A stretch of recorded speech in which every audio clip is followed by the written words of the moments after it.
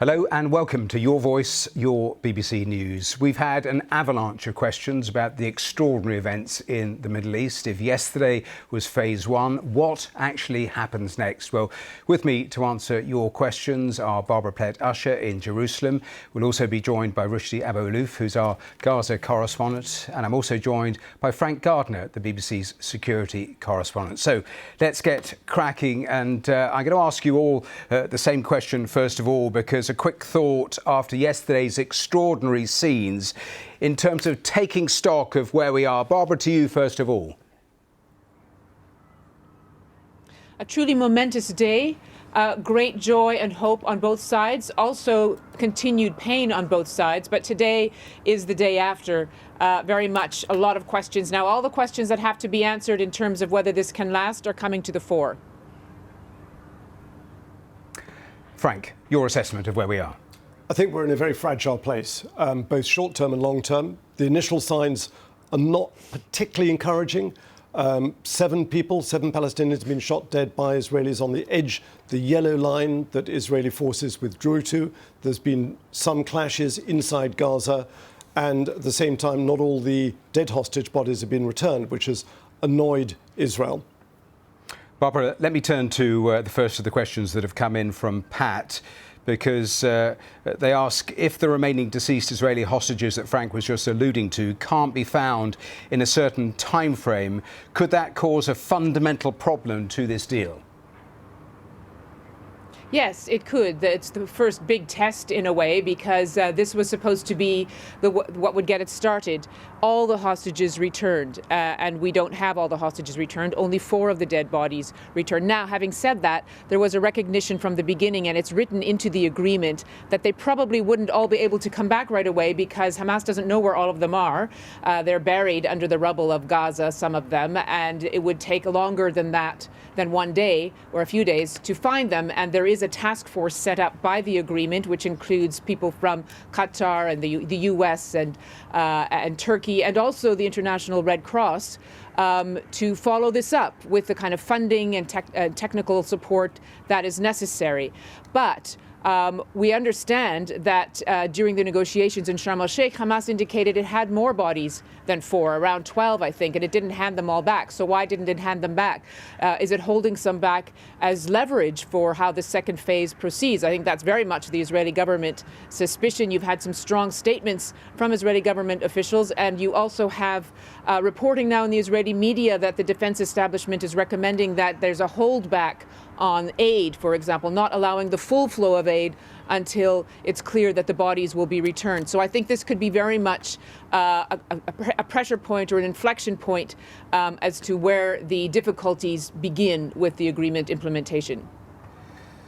Barbara, I'll be back to you in a moment, but let me bring in Rushdi Abualouf, our Gaza correspondent. Rushdi, I'll ask you too about aid in a moment, but give me an idea of what is actually happening on the ground in areas of Gaza from the people you've been talking to through the course of the last 24 hours.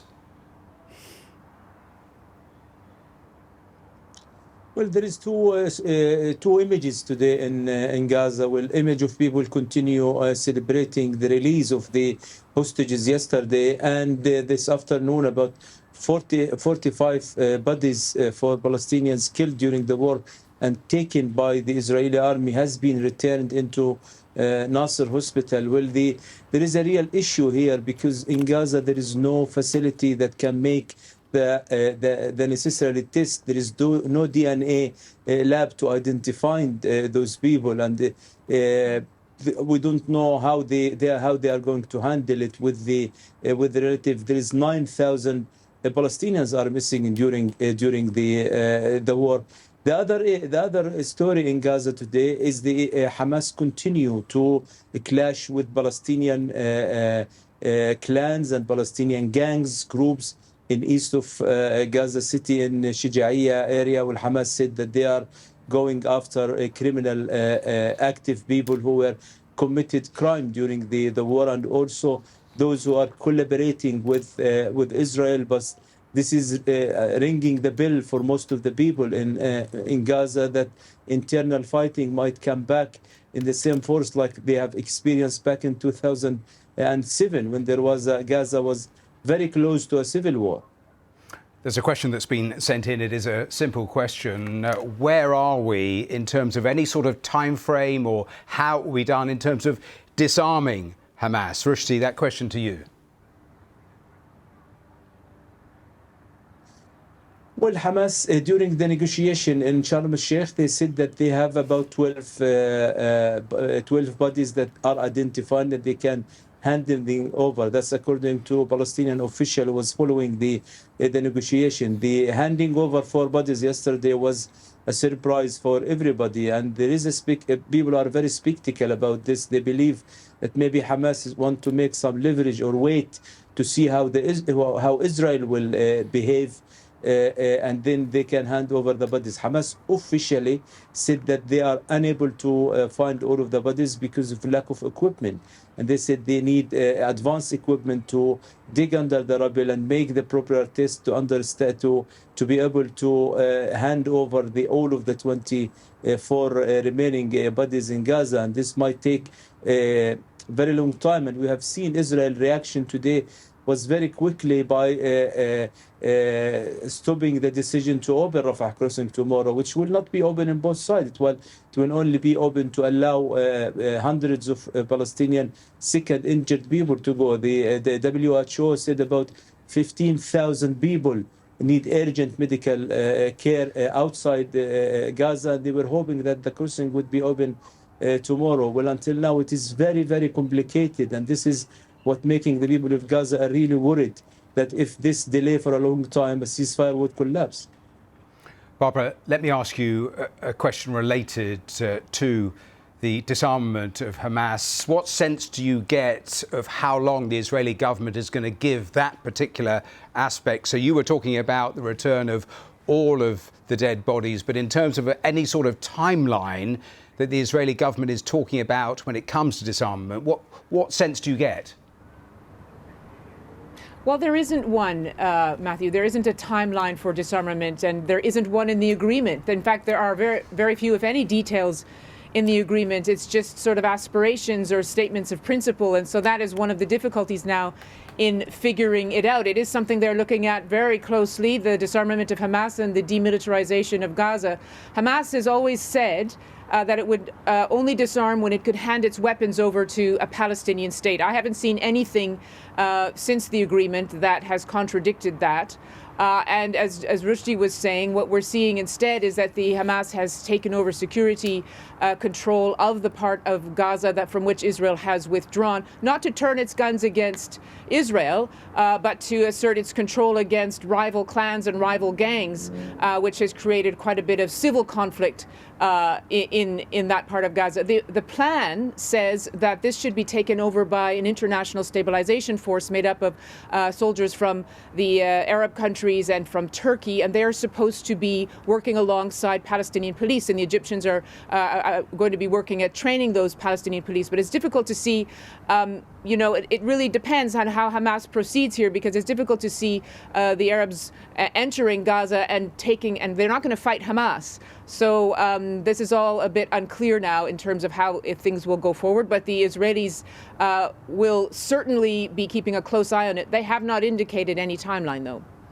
Frank, exactly on that point, Donald Trump on Air Force One said that phase 2 had already started. I mean, some of the things he's been saying, of course, need clearly to be checked with the reality on the ground. But in terms of that stabilisation force, what do we expect in the coming weeks and months? Well, it's very nascent, as Barbara mentioned there. This is early days. The notion is that Muslim-majority countries such as Egypt, Qatar, Turkey, possibly the Emirates, maybe Indonesia, would contribute troops, but only to a stabilisation force. They are not going to go in there and forcibly disarm Hamas fighters who are, battle-hardened after all these months. And that's not going to be a very big force. There will be something called a CMCC, a Civil Military Coordination Centre, that's going to be based at Ashdod, just north of the Gaza Strip. And there will be around 200 US logistic troops who are not going to go into Gaza. And by the way, there are going to be no British troops going into Gaza. There is no plan for that, because Britain obviously has a colonial past in this part of the world that it doesn't wish to repeat. So the logistic troops are going to help coordinate it all, but it's still very unclear. It's very vague. So yesterday's razzmatazz in Sharm el-Sheikh was really about optics and about celebrating the fact that at least they'd got to phase one. Hostages out, detainees out of Israeli jails, but that's kind of it for the moment. Let me go back to Rushdi and ask the questions around that critical area of humanitarian aid. How much, Rushdi, is getting in and how is it being distributed? Well, some was distributed yesterday, others were looted. About 20 trucks were looted within an area under Israeli security control that Hamas security forces can't access, and there was no way to secure these trucks, and it was looted by thousands of people. We understand that about 600 trucks were entered yesterday, including for the first time 30 trucks carrying cooking gas and fuel for the hospitals. And even with 2-3 days of flow of aid, it's not near enough. You know, Gaza, according to the UN agencies, they need 600 trucks every day for at least 2 months to overcome the humanitarian crisis in Gaza. Also, some trucks were allowed for the traders and vendors to buy from Israel. So the prices in the market was dropped really significant in the last couple of days. Like, for example, 1 kilo of flour used to cost £15 about 3-4 weeks ago, and now it cost £1 yesterday in the streets, because the traders were also having a big quantity of food and cooking oil and flour, sugar in their warehouses that they were keeping them to sell them for the higher price. And now, since there is a ceasefire, hundreds of trucks were deployed in the markets, and we have seen images of active people in the markets. But the people who can't afford buying things, and this is the majority of the people, are relying on aid. This is a very upsetting news for them. Reducing what is already not enough is really a disaster for them. Barbara, a follow-up question on aid, because, of course, for such a long time, Israel denied it was actually blocking aid getting in. How are they explaining that it is now flowing into the Gaza Strip? Well, they're not really saying very much about it, actually, Matthew. I mean, their position is the Ministry of Foreign Affairs has always completely insisted that there are no restrictions on aid, and that would still be what they say. There is a ceasefire, so there aren't security obstacles. There's not military fighting anymore. So presumably that would be the reason for the full flow of aid. But the UN has consistently said it's not just security obstacles, it's also bureaucratic obstacles, it's delays, it's goods that have been blocked, lists of things that they were not able to bring in. The aid, the picture of aid had been shifting a bit before the ceasefire. So the Israelis had gone into that big offensive in Gaza City. They had completely cut off aid there. They'd closed the crossing point in the north, so aid wasn't getting in there. That was to try and force the Palestinians down south. But in the south, there was a bit more aid getting in. It had started to increase. So that was already happening. And there is another element here, which is, you remember that that was already happening, I should say, especially since the declaration of famine had been made in August. And there was that other element as well, Matthew. Remember that the Israelis had accused the UN of being an obstacle, basically saying that they were allowing Hamas to sort of steal aid from their stores, although no sort of clear evidence or convincing evidence of systematic stealing was presented, and they brought up this alternative model, which was the Gaza Humanitarian Foundation, set up by sponsored by the Israelis or backed by the Israelis and the Americans, which had these aid hubs in military zones, which meant that a lot of Palestinians got killed when they were trying to get aid. So that has quietly gone away. We don't hear anything about it now. It seems they've packed up and gone away, and the UN is back in control of the distribution of aid. So that seems to be at least a tacit admission that system failed. Frank, a question about the running of Gaza. At what stage will Palestinians be actually running the Gaza Strip? So the idea is that the Palestinian Authority will need to undergo quite a lot of reforms, because it's fairly discredited in the eyes of many Palestinians. I mean, one of the reasons why Hamas came to power in the first place in 2007 is that they won the elections in Gaza. They're not in power in the West Bank, although they've got a lot of supporters there. So there's a lot of reforms that have got to take place. And I don't know who is going to make this decision, presumably this so-called Board of Peace. And it's, it's all a bit vague, frankly, but the idea is at the top of that will be President Trump, if you can keep him engaged in all of this, alongside Abdel Fattah Sisi, the Egyptian president, and various other figures. Sir Tony Blair is one that we've heard mentioned. And when they decide that the Palestinian Authority is ready, or when everybody agrees that they're ready to take over, that's the plan. But it's still very murky. And before then, there's a lot of security issues in Gaza itself. You touched on Donald Trump, and we have a question here, so I'll come to it straight away with you. It is one of the crucial questions in the months ahead, is how Donald Trump remains engaged in this or not, because it is entirely possible he could think hostages are out, job done. And there are so many crucial elements to this that remain slightly grey, to be worked out, really important elements. And it is critical he does remain engaged. Do you know, Matthew, you and I have been doing this job for long enough that you will probably remember the days of Sharm el-Sheikh summits with President Clinton.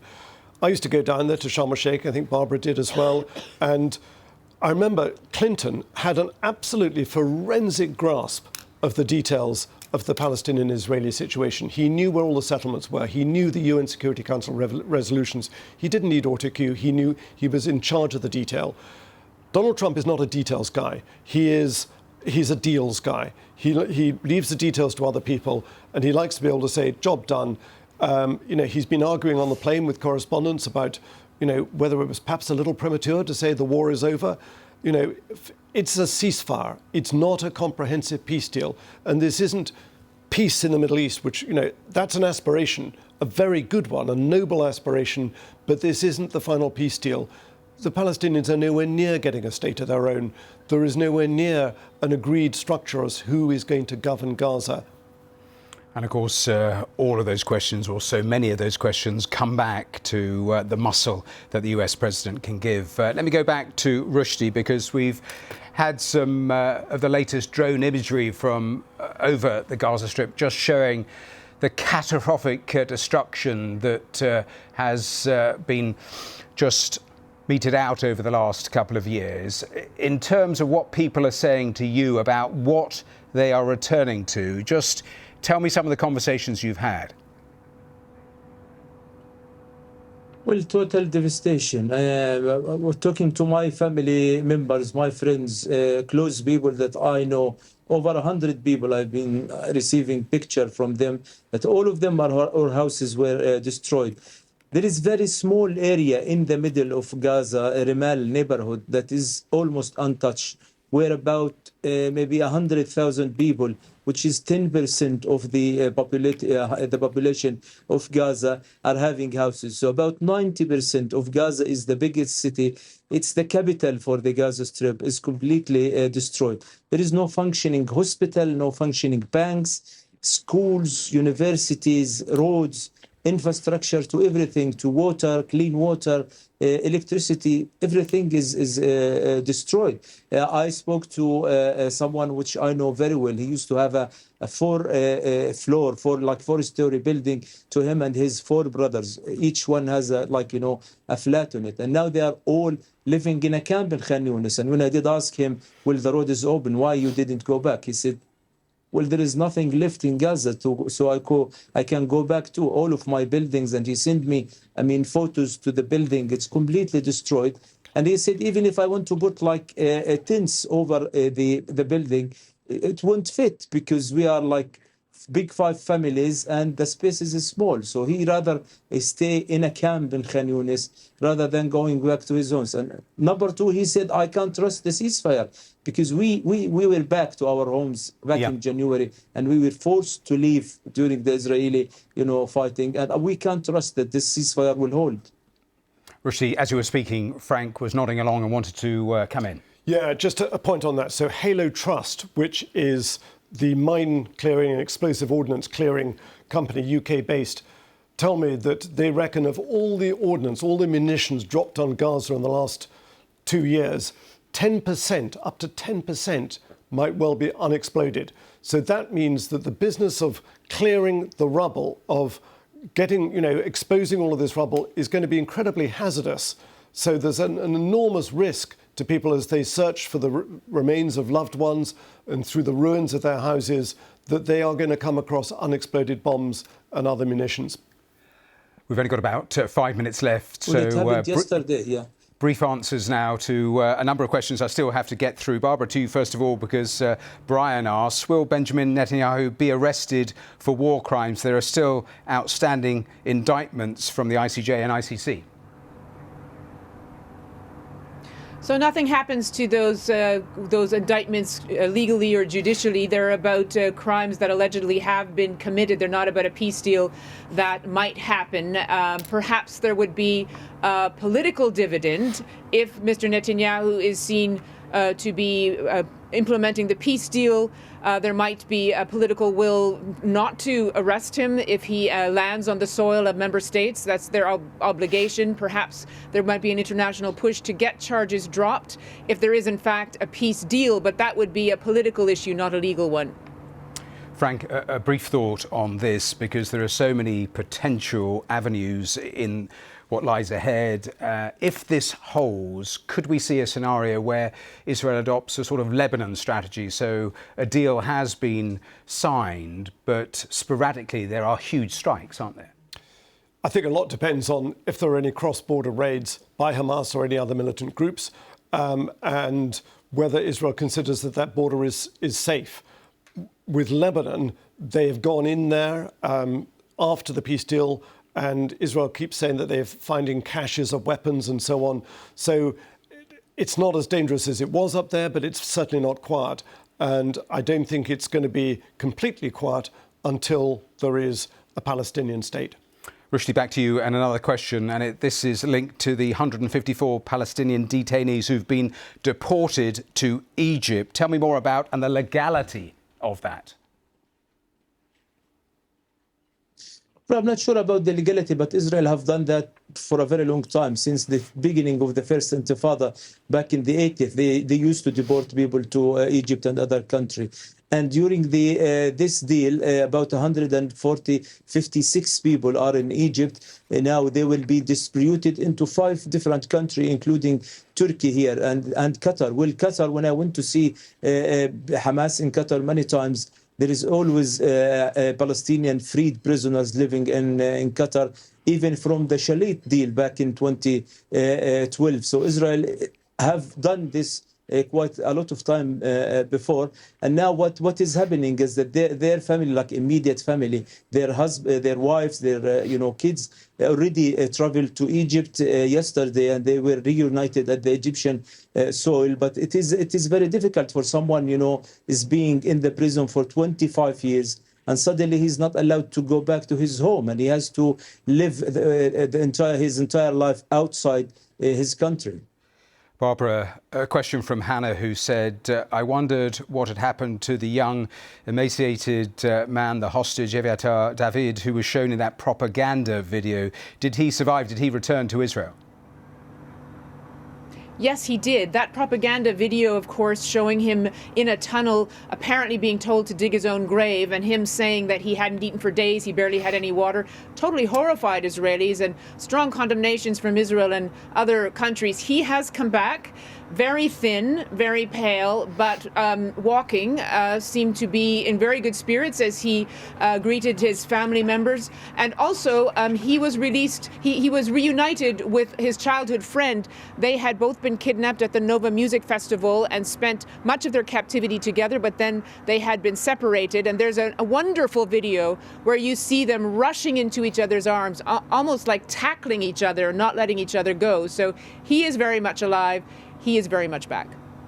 Barbara, thank you. Frank, a final question. David asks, when will journalists be let in? Interesting, back on Thursday, the Prime Minister, Benjamin Netanyahu's spokeswoman, saying that journalists absolutely already are in Gaza. That is not correct, is it? No, international journalists have not been allowed into Gaza, and there is a huge mounting pressure from not just the BBC, but a lot of news agencies and news media organisations here in the UK to get into Gaza so that the media can report with their own eyes. Now, I want to pay enormous tribute to the very brave journalists, Palestinian journalists, who have reported from Gaza, often at great risk themselves, Rushdi Abualouf being one himself, and his colleagues. It's dangerous stuff, but the excuse given by the IDF, the Israel Defense Forces, that it's too dangerous for them to get in, that's for journalists themselves and their organisations to take that decision. So, you know, we go to places like Ukraine, to Somalia. Barbara's been in Sudan. You know, that's really not up to... I think the media organisations can take that decision themselves. Frank, we have to leave it there. Thanks so much. That is all we have time for. My thanks to Barbara, to Rushdi and to Frank, and thanks to all of you who sent questions in. Head to the BBC website to keep right up to date. But that's it from me. Thanks for being with us.